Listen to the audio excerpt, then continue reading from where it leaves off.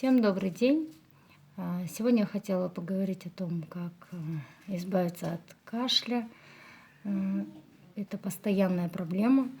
Это у каждого, когда есть дети маленькие и даже сами взрослые.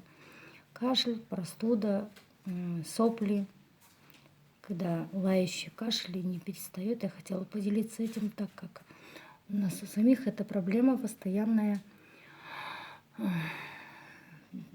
Я когда услышала об этом, об этом совете, в том плане, что кашель можно вылечить боржоми и мукалтином. Одну таблетку боржоми разбавляйте на 1 ложку боржоми.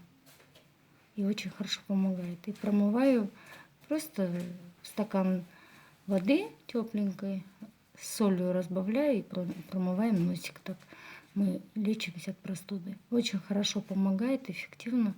Если даже в ваш дом пришел грипп, вы можете по всему дому раскидать лук, и это очень хорошо поможет вашей семье. Если вам этот совет, если вам совет мой понравился, ставьте лайк. Спасибо за внимание.